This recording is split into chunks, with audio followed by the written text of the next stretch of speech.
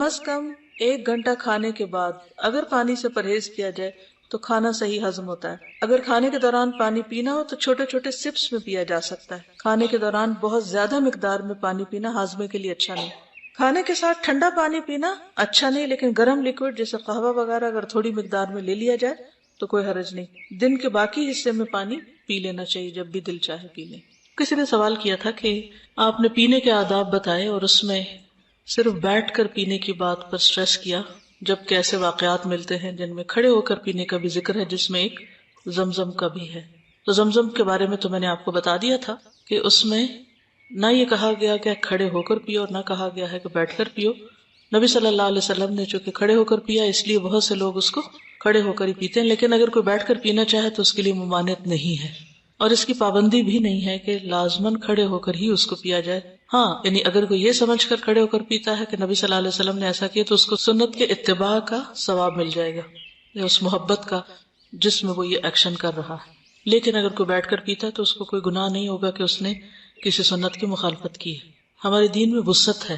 عام طور پر جب ہم کسی سنت یا کسی اتباع کی بات کو پڑھتے ہیں تو پھر اس کو بعض اوقات اتنے لٹرل میننگ میں لے لیتے ہیں کہ اگر کوئی تھوڑا سا بھی ادھر ادھر ضرورتاً ہو جائے جس کی رخصت ہے دین میں، تو اس کو بھی ہم برا بھلا کہنے لگتے ہیں، برا سمجھنے لگتے ہیں۔ تو ایسا نہیں ہونا چاہیے۔ ہاں، الا یہ کہ شریعت نے واضح طور پر کہہ دیا ہو کہ ایسا مت کرو۔ حلال بھی بین اور حرام بھی بالکل واضح ہے۔ جہاں حرام ہونے کی بات ہے وہ تو حرام ہے ہی، لیکن ادروائز کسی بھی ایسی چیز کو حرام نہیں کیا جا سکتا جس کو شریعت نے حرام نہ کیا ہو۔ وَلَا تَقُولُوا لِمَا تَصِفُ أَلْسِنَتُكُمْ هَذَا حَلَالٌ وَهَذَا حَرَامٌ۔ جو تمہاری زبانیں گھڑتی ہیں اس کے مطابق یہ نہ کہو کہ یہ حلال ہے اور یہ حرام ہے۔ حلال اور حرام کا اختیار صرف اور صرف اللہ رب العالمین کے ہاتھ میں ہے۔ جس چیز کو وہ حلال کرے وہی حلال ہے، جس کو وہ حرام کرے وہی حرام ہے۔ اگر کوئی اپنی مرضی سے ایسا کرے گا تو وہ اللہ تعالیٰ کے اختیارات میں دخل اندازی کے برابر ہے، جو کہ درست نہیں۔ ام لہم شرکاء شرعوا لہم من الدین ما لم یأذن بہ۔ ٹھیک ہے، کیا ان کے کچھ شرکاء ایسے ہیں کہ جنہوں نے ان کے لیے ایسا دین ایجاد کیا ہے جس کی اللہ نے ان کو اجازت نہیں دی؟ جس چیز کو اللہ تعالیٰ نے نہیں شریعت کا حصہ بنایا تو کسی کو اختیار نہیں کہ اسے شریعت کا حصہ بنائے۔ اب جہاں تک کھڑے ہو کر کھانے پینے کی بات ہے تو اس کے بارے میں شریعت کیا کہتی ہے؟ کچھ چیزیں تو آپ کو کھانے پینے کے آداب میں بتا دی ہیں، کچھ چیزیں مزید اس کی وضاحت میں۔ شیخ الاسلام ابن تیمیہ سے کھڑے ہو کر کھانے پینے کے بارے میں سوال کیا گیا کہ کیا وہ حلال ہے یا حرام یا مکروہ تنزیہی ہے، یعنی مکروہ ہے، اور کیا کھڑے ہو کر کھانا پینا جائز ہے جب کوئی عذر ہو جیسے مسافر، اور کیا راستے میں چلتے ہوئے کھایا پیا جا سکتا ہے؟ تو انہوں نے جواب دیا جہاں تک عذر کا تعلق ہے تو اس میں کوئی حرج نہیں، یعنی کہ بیٹھنے کی جگہ ہی نہیں ہے۔ بعض اوقات آپ کیوں میں کھڑے ہوتے ہیں، کسی بینک کے سامنے، کسی ڈاک خانے کے سامنے، کسی اور جگہ پر، اور بعض اوقات لائنیں سڑک پر ہوتی ہیں اور آپ وہاں پر نیچے نہیں بیٹھ سکتے، اگر بیٹھیں گے تو رستہ رکے گا۔ یہ جیسے میں نے حج عمرے کی مثال دی کہ اگر آپ طواف کے دوران یا سعی یا رمی کے دوران کہیں آپ تھوڑا سا پانی کا سپ لیتے ہیں یا کچھ کھاتے ہیں تو کہاں بیٹھیں گے آپ؟ بیٹھنا خطرناک ہے وہاں، بلکہ بیٹھنا دوسروں کے لیے اذیت کا باعث ہے، تو آپ ایسا نہیں کریں گے۔ تو اس وقت اگر آپ کچھ کھانا چاہتے ہیں، پینا چاہتے ہیں تو آپ کھا پی لیں، کوئی حرج نہیں، کوئی گناہ کی بات نہیں ہے۔ تو کہتے ہیں کہ جہاں تک عذر کا تعلق ہے تو اس میں کوئی حرج نہیں، معذور انسان کو اس کی اجازت ہے۔ نبی صلی اللہ علیہ وسلم سے یہ بات ثابت ہے کہ آپ نے زمزم کھڑے ہو کر پیا، کیونکہ وہاں بیٹھنے کی کوئی جگہ نہ تھی۔ اور جہاں تک بغیر عذر کے بلا وجہ کھانے پینے کی بات ہے تو وہ ناپسندیدہ ہے، کیونکہ نبی صلی اللہ علیہ وسلم نے اس سے روکا ہے۔ ایکسیپشنل کیسز ہر جگہ موجود ہیں، لیکن ایز اے نارم کیا ہے؟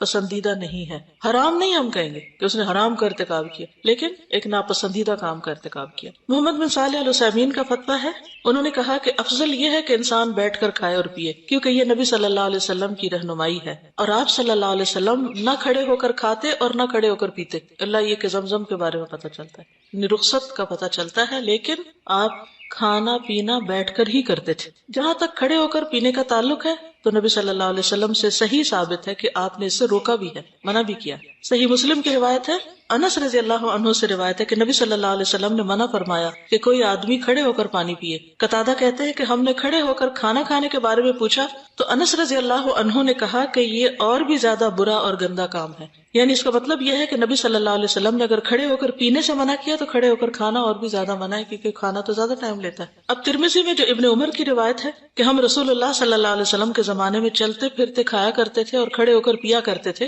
یعنی ایسا کر لیا کرتے تھے، یہ بخاری میں ہے، تو یہ اس بات پر دلیل ہے کہ یہ عمل حرام نہیں ہے، جیسے پہلے میں نے عرض کیا، لیکن اس کا ترک کرنا بہتر ہے، یعنی زیادہ اچھا اور بہتر عمل یہ ہے کہ انسان بیٹھ کر کھائے اور بیٹھ کر پیے۔ جہاں تک صحابہ کے چلتے پھرتے کھانے یا پینے کی بات ہے تو وہ باقاعدہ کھانا کھڑے ہو کر نہیں کھایا کرتے تھے، کبھی ضرورتاً ایک آدھ کھجور چلتے پھرتے کھا لی، تو اس کی اجازت ہے۔ بعض اوقات ایسا ہوتا ہے نا کہ آپ جا رہے ہیں جلدی میں ہیں اور آپ نے کھایا کچھ نہیں اور آپ کو بھوک بھی لگی ہے، تو اگر آپ اپنے اس میں سے نکال کے کچھ کھا لیتے، بعض اوقات کچن میں کام کر رہے تھے، کھڑے ہو کے کوک کر رہے تھے، تو اس کو کیا ہوتا ہے، کبھی چکھنا پڑ جاتا ہے، کبھی تھوڑی سی کوئی چیز لقمہ لینا پڑتا ہے، بعض اوقات آپ جلدی میں ہوتے ہیں، آپ کو بیٹھ کے کھانے کا ٹائم ہی نہیں ہے، تو آپ نے اگر ایک آدھ بائٹ لے لیا کھڑے ہو کر تو حرام کا ارتکاب نہیں کیا، لیکن یہ روز کی عادت نہیں بنانی چاہیے، کیونکہ نبی صلی اللہ علیہ وسلم نے اس کو ناپسند کیا ہے۔ ابن عباس کہتے ہیں کہ میں نے رسول اللہ صلی اللہ علیہ وسلم کو زمزم کا پانی پلایا تھا اور آپ نے کھڑے ہو کر پیا تھا۔ خلاصہ کلام یہ ہے کہ بیٹھ کے کھانا افضل ہے، کھڑے ہو کر پینے کا یا کھانے کا جواز ضرور ہے۔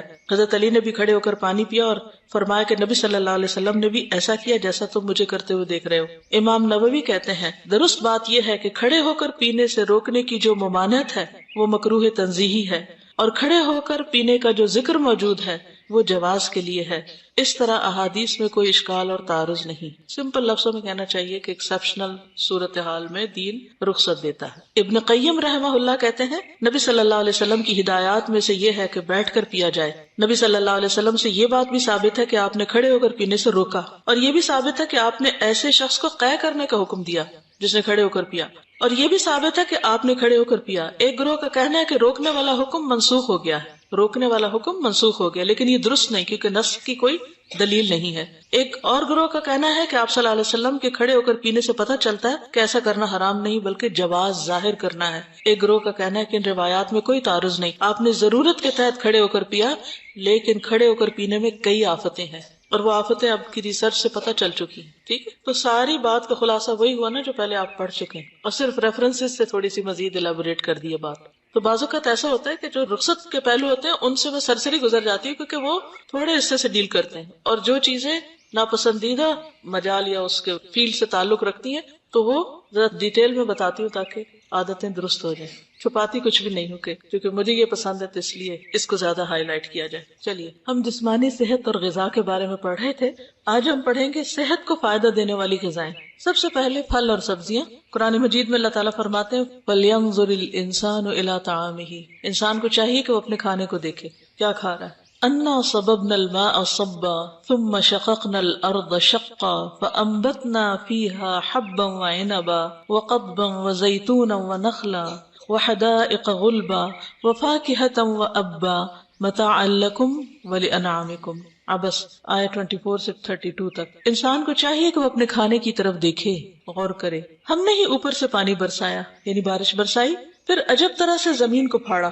ہم خود جب زمین کو پھاڑتے ہیں تو کتنا زور لگتا ہے، طاقت لگتی ہے نا۔ کبھی آپ زمین کو کسی بھی طرح آپ کھودیں، مٹی کو نیچے اوپر کریں، تو اس میں سے ہم نے اناج اگایا، اور انگور اور ترکاریاں، سبزیاں اور زیتون اور کھجور اور گھنے باغات اور پھل اور چارہ بھی۔ یہ سب کچھ تمہارے اور تمہارے مویشیوں کے لیے زندگی کا سامان ہے، انسانوں کے لیے بھی اور جانوروں کے لیے بھی۔ ان میں کن چیزوں کا ذکر ہوا ہے؟ سب سے پہلے حبا، پھر عنبا، پھر قضبا، پھر زیتون ونخلا وحدائق غلبا وفاکہة وابا متاعا لکم ولانعامکم۔ ایک لسٹ بن سکتی ہے نا کہ کھانا کن کن چیزوں پر مشتمل ہوتا ہے۔ عام طور پر وہ 3 بڑے گروپس ملتے ہیں، اور پھر یہ کہا جاتا ہے کہ بیلنس ڈائٹ یہ ہوتی ہے کہ ہر گروپ میں سے تھوڑا تھوڑا کھایا جائے۔ کبھی کچھ علاقوں کے لوگ ایک حصہ زیادہ کھاتے ہیں، دوسرا کم، کچھ دوسرا زیادہ اور پہلا کم، اور کچھ اس کو اپنی اپنی پسند اور چوائس کے مطابق۔ بہرحال ان میں سے کچھ غذائیں جن کا ذکر قرآن مجید میں ہے ان کے بارے میں ہم پڑھیں گے۔ سب سے پہلے کھجور۔ قرآن مجید میں سورۃ مریم میں اس کا ذکر ملتا ہے۔ اللہ تعالیٰ نے مریم علیہ السلام کو درد ذہ کے وقت کھجور کھانے اور پانی پینے کی ہدایت فرمائی تھی۔ یہاں بھی کھانا اور پینا ساتھ تھا۔ کلی واشربی وقرری عینا وہزی الیک بجذع النخلۃ تساقط علیک رطبا جنیا۔ سورۃ مریم آیت 25۔ اور اس کھجور کے تنے کو زور سے ہلاؤ، وہ تم پر تازہ پکی ہوئی کھجوریں گرائے گا۔ کھجور توانائی بہم پہنچانے والے حراروں سے بھرپور، زود ہضم اور مقوی غذا ہے۔ انسان کی بھوک مٹانے کے علاوہ بہت سی بیماریوں اور جسمانی کمزوریوں میں بھی اکثیر کا درجہ رکھتی ہے۔ کھجور کے اندر دوسرے فائدہ مند اجزاء کے علاوہ اس قسم کے ہارمونز بھی پائے جاتے ہیں جو نہ صرف بچے کی ولادت کے وقت ماں کی تکلیف میں کمی کرتے ہیں بلکہ اس عمل کو آسان بھی بناتے ہیں۔ مزید فائدہ یہ ہوتا ہے کہ بچے کے لیے ماں کا دودھ بھی جلد اور وافر مقدار میں آتا ہے، دل کے امراض میں بھی فائدہ دیتی ہے۔ اس وقت نہ تو یہ میرا فیلڈ ہے اور نہ ہی میں اس کام کے لیے بیٹھی ہوں کہ پوری آپ کے سامنے ہسٹری رکھوں یا پوری ریسرچز رکھوں کہ کھجور میں کیا کیا فائدے ہیں۔ اگر اللہ تعالیٰ نے اس کا ذکر کر دیا تو یقیناً فائدے موجود ہیں، اور پھر موقع بھی بتا دیا گیا کہ خصوصاً کہاں زیادہ فائدہ مند ہے۔ اس کے علاوہ یہ ہے کہ چونکہ خواتین کی زندگی میں کھجور کا ایک اہم کردار ہے، اس لیے اس کو سب سے پہلے بیان فرمایا جا رہا ہے تاکہ آپ اپنی زندگی میں اس کو شامل کر لیں۔ اور یہ ہر عمر میں فائدہ دیتی ہے، بچپن میں بھی، اور خاص طور پر جب ایک ینگ ایج ہوتی ہے اور ہارمونل چینجز بہت آ رہے ہوتے ہیں، اسی طرح بڑھاپے میں بھی اس کے اندر ایسے اجزاء پائے جاتے ہیں کہ اگر آپ 1-2 کھجوریں بھی روزانہ کی کھا لیں تو جسم کی دردیں جس کا اکثر لوگ شکار رہتے ہیں، یا پھر بڑھاپے میں بہت سی چیزوں کی جب کمی ہو جاتی ہے جسم کے اندر تو بہت سے لوگ صرف دردوں کی شکایت کرتے ہیں، تو اس میں بھی اس کا بہت فائدہ ہے۔ نبی صلی اللہ علیہ وسلم نے فرمایا جس گھر میں کھجور نہیں وہ اس گھر کی مانند ہے جس میں کوئی کھانا نہیں۔ کھجور نہیں تو سمجھے کچھ نہیں، دوسرے لفظوں میں۔ اور آپ کو معلوم پاکستان میں اعلیٰ قسم کی کھجوریں پیدا ہوتی ہیں۔ حضرت عائشہ فرماتی ہے کہ رسول اللہ صلی اللہ علیہ وسلم نے فرمایا اے عائشہ جس گھر میں کھجور نہ ہو وہ گھر والے بھوکے ہیں، اے عائشہ جس گھر میں کھجور نہیں وہ گھر والے بھوکے ہیں۔ آپ نے 2 یا 3 مرتبہ یہ بات فرمائی۔ تو کیا کرنا ہے؟ کرنے کا کام کیا؟ کھجوریں لا کے رکھنی ہے۔ جب کچھ اور نہ کھانے کو ملے تو صرف کھجور ہر چیز کی کمی پوری کر دیتی ہے۔ حضرت عائشہ رضی اللہ عنہا نے عروہ سے کہا ہمارا یہ حال تھا کہ ہم ایک چاند دیکھتے، پھر دوسرا دیکھتے، پھر تیسرا دیکھتے، اس طرح 2 مہینے گزر جاتے، اور رسول اللہ صلی اللہ علیہ وسلم کے گھروں میں کھانا پکانے کے لیے آگ نہ جلتی تھی۔ میں نے پوچھا خالہ پھر آپ لوگوں کی گزران کس چیز پر تھی؟ یعنی کھانا نہیں پکتا تھا تو کیا کرتے تھے؟ انہوں نے کہا صرف 2 کالی چیزیں، کھجور اور پانی، اسودان۔ البتہ رسول اللہ صلی اللہ علیہ وسلم کے چند انصاری پڑوسی تھے جن کے پاس دودھ دینے والی بکریاں تھیں، اور وہ رسول اللہ کے ہاں بھی ان کا دودھ تحفے کے طور پر پہنچا جایا کرتے تھے، آپ اسے ہمیں پلا دیا کرتے تھے۔ یعنی اگر آپ کے پاس کھانا پکانے کا ٹائم نہ ہو، خریدنے کا ٹائم نہ ہو، لانے کا ٹائم نہ ہو، تو آپ کھجور اور دودھ کے اوپر گزارا کر سکتے ہیں، اور اگر دودھ بھی نہ ہو تو کھجور پانی بھی کافی ہو جائے گا، بہترین ناشتہ ہے۔ کھجور کا خوشہ اور گابھا۔ جابر رضی اللہ عنہ سے روایت ہے کہ رسول اللہ صلی اللہ علیہ وسلم باہر نکلے اور میں آپ کے ساتھ تھا، تو آپ ایک انصاری عورت کے گھر داخل ہوئے، اس نے آپ کے لیے ایک بکری ذبح کی، آپ نے کھانا کھایا، پھر وہ کھجوروں کا خوشہ لائی تو آپ نے اس میں سے کھایا۔ ہمارے یہاں تو صرف کھجور ہی کھائی جاتی ہے، جب شروع میں کھجور نکلتی ہے تو آپ نے دیکھو کہ وائٹ وائٹ ٹہنیاں سی ہوتی ہیں جو اس کے خوشے سے ہوتے ہیں، ان کے اندر بھی بہت غذائیت ہوتی ہے۔ جن ملکوں میں بہت کھجوروں کے درخت ہوتے ہیں وہ لوگ باقاعدہ اس موسم میں اس کو کھاتے ہیں، اور کہتے ہیں کہ اس میں الرجی کا بھی بہت علاج ہوتا ہے۔ عبداللہ بن عمر کہتے ہیں کہ نبی صلی اللہ علیہ وسلم کی خدمت میں بیٹھے ہوئے تھے کہ کھجور کے درخت کا گابھا لایا گیا۔ گابھا وہی ہوتا ہے جس پر کھجوریں پھر بعد میں لگتی ہیں۔ کھجور کے ساتھ ککڑی کا استعمال۔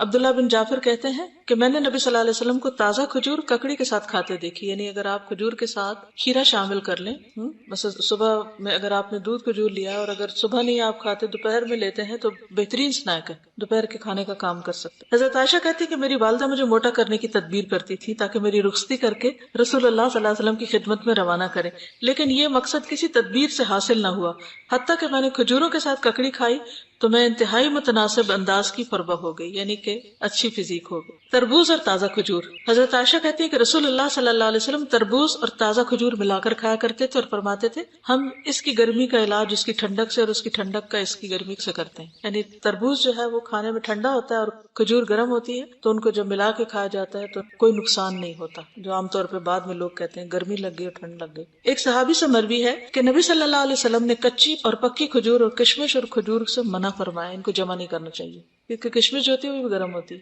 اور اگر کھجور کھائیں تو ان 2 چیزوں کو ملائیں نہیں۔ اگر آپ کو کھانا بنا رہے ہیں کچھ، کیونکہ ہمارے یہاں بعض ریسیپیز ایسی ہوتی ہے کہ اس میں دنیا بھر کی چیزیں اکٹھی کر دی جاتی ہے، تو بعض اوقات صحت کے لیے نقصان دہ ہوتی ہے۔ دوسری چیز ہے انار۔ حضرت علی فرماتے ہیں کہ انار کو اندر والے چھلکے سمیت کھایا کرو کیونکہ یہ معدے کی بیماریوں کا علاج ہے۔ ہم عام طور پہ صرف اس کا پھل نکال کے کھا لیتے اور باقی سب چیزیں ویسٹ کر دیتے ہیں۔ تو اندر کا چھلکا کون سا ہوتا ہے؟ وہ وائٹ اسٹف جس کے اندر دانے لگے ہوتے ہیں۔ انار بھی جنت کا پھل ہے اور اس میں بھی بہت سارے فائدے ہیں۔ زیتون۔ قرآن مجید میں اللہ تعالیٰ نے انجیر اور زیتون کی قسم کھائی، والتین والزیتون۔ ان کے فوائد کے پیش نظر روزانہ کم از کم 1 انجیر، 1 زیتون اور خالص زیتون کے تیل کا 1 چمچہ استعمال کرنا فائدہ مند ہے۔ جسمانی توانائی اور دماغی قوت کے لیے زیتون کے تیل کی مالش بھی یعنی مساج بھی فائدہ مند ہے۔ اللہ سبحانہ وتعالیٰ نے زیتون کے تیل کو قرآن مجید میں مبارک تیل کہا ہے۔ سورۃ نور میں آیت نور میں آتا ہے یوقد من شجرۃ مبارکۃ زیتونۃ، شجرہ مبارکہ، یوقد من شجرۃ مبارکۃ زیتونۃ، من شجرۃ سے مراد زیتون کا تیل ہے یہاں۔ لا شرقیۃ ولا غربیۃ یکاد زیتها یضیء ولو لم تمسسہ نار، نور علی نور۔ وہ چراغ زیتون کے مبارک درخت کے تیل سے روشن کیا جاتا ہے جو نہ مشرق میں ہوتا ہے نہ مغرب میں۔ اس کے تیل کو اگر آگ نہ بھی چھوئے تو بھی وہ از خود بھڑک اٹھنے کے قریب ہوتا ہے۔ حدیث میں آتا ہے کلوا الزیت وادہنوا بہ فانہ من شجرۃ مبارکہ، نبی صلی اللہ علیہ وسلم نے فرمایا زیتون کا تیل کھاؤ اور لگاؤ، یہ ایک مبارک درخت سے نکالا گیا ہے، یعنی درخت مبارک ہے جس سے نکلا وہ تیل بھی کیا ہوگا، فانہا من شجرۃ مبارکۃ۔ ایک اور روایت میں آتا ہے زیتون کا تیل سالن کے طور پر استعمال کرو، یعنی روٹی کا ٹکڑا زیتون میں ڈبو کے کھا لو اور اسے سر اور بدن میں لگاؤ، یہ مبارک درخت سے حاصل ہوتا ہے۔ حضرت عائشہ فرماتی ہے کہ رسول اللہ صلی اللہ علیہ وسلم وفات پا گئے اور آپ نے ایک دن میں 2 مرتبہ روٹی اور زیتون کا تیل سیر ہو کر نہیں کھائے، یعنی 2 بار میل نہیں لیا آپ نے، 1 میل ہوتا تھا آپ کا، اور ہر وقت وہ گھی میں لگا ہوا نہیں ہوتا تھا۔ آپ دیکھیے نا، وما شبع من خبز وزیت فی یوم واحد مرتین، دن میں 2 بار پیٹ نہیں بھرا آپ نے، کس سے؟ روٹی اور زیتون سے، یعنی روٹی زیتون میں یعنی گھی میں ڈال کے نہیں کھائی۔ پیلو کے درخت کا پھل، جابر بن عبداللہ کہتے ہیں کہ ہم رسول اللہ صلی اللہ علیہ وسلم کے ساتھ مر الزہران کے مقام پر تھے، ہم پیلو توڑ رہے تھے، آپ نے فرمایا جو خوب کالا ہو وہ توڑو کیونکہ وہ زیادہ لذیذ ہوتا ہے، یعنی یہ بھی کھانے کی چیز ہے۔ کدو، فنبذناہ بالعراء وهو سقیم وانبتنا علیہ شجرۃ من یقطین، پھر ہم نے اسے یونس علیہ السلام کے ایک چٹیل میدان میں ڈال دیا جبکہ وہ بیمار تھے، اور ہم نے اس پر کدو کا بیلدار درخت اگا دیا۔ انس بن مالک کہتے ہیں کہ ایک درزی نے رسول اللہ صلی اللہ علیہ وسلم کو کھانے پر بلایا، وہ کہتے ہیں کہ میں خود بھی اس دعوت میں آپ کے ساتھ گیا، اس درزی نے روٹی اور شوربہ جس میں کدو اور سوکھا گوشت تھا رسول اللہ صلی اللہ علیہ وسلم کے سامنے پیش کیا۔ میں نے دیکھا کہ نبی صلی اللہ علیہ وسلم کدو کے قتلے پیالے میں تلاش کر رہے تھے، یعنی گوشت بھی تھا اور کدو بھی، تو آپ گوشت کی بجائے کدو اٹھا اٹھا کے کھا رہے تھے۔ اس دن سے میں بھی برابر کدو پسند کرتا ہوں۔ حضرت یونس علیہ السلام کی بیماری کے علاج کے طور پر کدو کی بیل اگائی گئی تھی، جس سے ان کے جسم پر جو بھی مچھلی کے اسٹمک میں جانے کی وجہ سے جو ایسیڈک مادہ تھا وہ لگنے سے زخم وغیرہ ہوئے ہوں گے، ان کا علاج اس سے ہوا۔ انس کہتے ہیں کہ اس کے بعد جو کھانا میرے لیے تیار کیا گیا اور جتنا مجھ سے ہو سکا میں نے اس میں کدو کو ضرور شامل کر لیا۔ چقندر اور جو، سہل بن سعد کہتے ہیں کہ ہمیں جمعہ کے دن بڑی خوشی ہوتی تھی، ہماری ایک بوڑھی خاتون تھی، وہ چقندر کی جڑیں لے کر اپنی ہانڈی میں پکاتی، اوپر سے کچھ جو کے دانے اس میں ڈال دیتی، ہم جمعہ کی نماز پڑھ کر ان کی ملاقات کو جاتے تو ہمارے سامنے یہ کھانا رکھتی، یعنی ہر جمعہ وہ یہ کھانا پکا کے رکھتی اور ہم سب کھاتے۔ جمعہ کے دن ہمیں بڑی خوشی اسی وجہ سے رہتی تھی، یعنی ہمیں پتا ہوتا تھا آج اچھا سا کھانا ملے گا۔ ہم نماز جمعہ کے بعد ہی صبح کا کھانا کھایا کرتے تھے، اللہ کی قسم نہ اس میں چربی ہوتی تھی نہ گھی، یعنی چقندر ہوتے تھے ابلے ہوئے اور اس کے اوپر جو کے کچھ دانے، پھر بھی خوش ہوتے تھے۔ ہمارا کیا حال ہے؟ کہتے اللہ کی قسم نہ چربی ہوتی تھی نہ گھی۔ اگر ہمیں کبھی بیماری میں بھی، کبھی علاج کے طور پر بھی ایسی سبزی کھانے کو ملے تو ہم اپنے آنسو سے اس کو بھگو دیں۔ پھر ہے روٹی، بغیر چھنے آٹے کی روٹی۔ ابو حازم کہتے ہیں میں نے سہل بن سعد سے پوچھا کیا رسول اللہ صلی اللہ علیہ وسلم نے کبھی میدا کھایا تھا؟ تو سہل نے جواب دیا جب اللہ تعالیٰ نے نبی صلی اللہ علیہ وسلم کو نبی بنایا، یعنی جب سے آپ کو نبوت ملی اس وقت سے وفات تک رسول اللہ صلی اللہ علیہ وسلم نے میدا دیکھا بھی نہیں، اتنا پرہیز کیا اس سے، نبوت سے وفات تک میدا دیکھا بھی نہیں۔ میں نے پوچھا کیا رسول اللہ صلی اللہ علیہ وسلم کے زمانے میں آپ کے پاس چھلنیاں تھیں؟ کہا کہ جب اللہ تعالیٰ نے آپ کو نبی بنایا اس وقت سے آپ کی وفات تک رسول اللہ صلی اللہ علیہ وسلم نے چھلنی دیکھی بھی نہیں۔ میں نے پوچھا آپ لوگ پھر بغیر چھنا ہوا جو کس طرح کھاتے تھے؟ بتایا ہم اسے پیس لیتے، پھر اسے پھونک دیتے، جو اڑنا ہوتا اڑ جاتا، جو رہنا ہوتا رہ جاتا، پھر اسے گوندھ لیتے اور پکا کر کھا لیتے۔ انس فرماتے ہیں کہ نبی صلی اللہ علیہ وسلم نے کبھی میدے کی باریک روٹی نہیں کھائی، گندم کی طرح جو کو بھی پسوا کر آٹا بنا لیا جاتا اور اس سے روٹی بنائی جاتی۔ ابن عباس کہتے ہیں کہ نبی صلی اللہ علیہ وسلم کئی راتیں مسلسل اسی طرح خالی پیٹ گزار دیتے کہ اہل خانہ کو رات کا کھانا نہیں ملتا تھا اور اکثر انہیں کھانے کے لیے جو کی روٹی ملتی تھی، گندم کی نہیں، اور میدا تو بہت دور کی بات۔ ابو امامہ کہتے ہیں کہ رسول اللہ صلی اللہ علیہ وسلم کے گھر میں کبھی جو کی روٹی بھی بچی نہ رہتی تھی، یعنی اتنی نہیں ہوتی تھی کہ بچ جائیں، اور ہمارے عام طور پر لوگ کیا کرتے ہیں، کھاتے کم ہیں اور باقی چھان بورا بیچتے رہتے ہیں۔ تنوری روٹی، ام ہشام بنت حارثہ کہتی ہے کہ ہمارا تنور اور رسول اللہ صلی اللہ علیہ وسلم کا تنور 2 سال یا 1 سال یا اس کا کچھ حصہ تک ایک ہی تھا، یعنی ہم ایک ہی تنور میں روٹی لگاتے تھے۔ انس بن مالک فرماتے ہیں کہ ام سلیم نے نبی صلی اللہ علیہ وسلم کے لیے روٹی تیار کی اور اس میں کچھ گھی بھی لگایا، پھر کہا نبی صلی اللہ علیہ وسلم کی خدمت میں جاؤ اور انہیں بلا لاؤ۔ روز گھی لگی روٹی کھانا آپ کا معمول نہیں تھا۔ اب ہماری غذائی عادات اور نبی صلی اللہ علیہ وسلم کی غذائی عادات میں کتنا فرق ہے؟ طاقتور کون زیادہ ہے، صحت مند کون ہے، وہ تھے یا ہم ہیں؟ آپ کا کیا خیال ہے؟ جس ملک میں ہم رہتے ہیں ہر گھر میں پراٹھے پکتے ہیں، پکا سکتے ہیں، افورڈ کر سکتے ہیں؟ مثلاً ایک مزدور کی جو سرکاری سطح پر آمدنی ہے وہ کیا ہے 8,000، کہ اس سے کم ویجز نہیں دیے جائیں گے، سب کو 8 بھی نہیں ملتی۔ ایک گھر کا مرد اگر 8,000 یا 10,000 کما کے لاتا ہے، ان کے لیے تو آٹا پورا کرنا بھی مشکل ہے. وہ مکان کا کرایہ دے گا، وہ بجلی کا بل دے گا، وہ گیس کا بل دے گا، وہ کیا پکائے گا اور کیا نہیں پکائے گا. اگر 2-3 بچے بھی ہوں تو وہ کس طرح جیے گا. اگر کسی ایسے گھر میں شادی ہو گئی ہے، خدا نخواستہ حالات اس طرز پر آ گئے، تو پھر ہم نخرے کے ساتھ روٹی چھوڑ دیں گے اور کہیں گے کہ کچھ نہیں ہمارے پاس کھانے کو. مجھے اچھی طرح یاد ہے بہت پہلے جب میں یونیورسٹی میں کام کرتی تھی تو وہاں پر ایک سویپرس تھی، وہ مسلمان ہوگی. میں اس سے بات چیت کرتی رہتی تھی تو خیر الحمدللہ مسلمان ہو گئی. تو پھر میں اسے کبھی کبھی گھر بلاتی تھی، اس سے باتیں کرتی تھی. تو مجھے بہت تجسس ہوتا تھا کہ یہ لوگ جن بستیوں میں رہتے ہیں وہاں پر فیسلٹیز بہت کم ہیں، کس طرح رہتے ہیں، کیا کھاتے ہیں، کیا پکاتے ہیں. تو میں اس سے اکثر پوچھتی ہے آج کیا پکایا، تم نے کیا کھایا. اور ویسے بھی ایک ایوریج مائنڈ کے ساتھ اگر آپ نے کنیکٹ کرنا ہے اور آپ نے اس کو اسلام کی دعوت دی، مسلمان ہوگی، تو تھوڑا ایک تعلق رکھنا اور حالات جاننا بھی ضروری. تو اکثر بتاتی تھی کہ مرچیں دہی میں گول لیتے ہیں، اگر دہی نہ ہو تو پانی میں گھول کے روٹی کے ساتھ لگا کے کھا لیتے ہیں. اور کبھی کہتے تھے آٹا بھی نہیں ہوتا تو صبر کر لیتے ہیں. تو ایک یہ ہے کہ ہم صرف لذتوں میں جئیں اور پھر حرام حلال کی پرواہ نہ کریں. آج آپ کسی دفتر میں چلے جائیں، رشوت کے بغیر کام نہیں ہوتا. یہ سب کا تجربہ ہے نا. چوری، دھوکہ اور فراڈ، یہ چیزیں عام ہیں. ان سب کی اگر ریزن دیکھی جائے تو کیا ہے، وجہ کیا ہے؟ لوگ کیوں رشوت لینے پہ مجبور ہیں؟ کیونکہ ان کے گھر میں ان کی بیوی بچے سوکھی روٹی نہیں کھا سکتے تو انہیں رشوت لے کے گھی والی روٹی کھلانی ہے. گھر والے پچھلے سال کا کپڑا اب نہیں پہن سکتے، انہیں نیا کپڑا بنانا ہے اور فیشن کے مطابق بنانا ہے، چاہے وہ ضرورت ہے یا نہیں.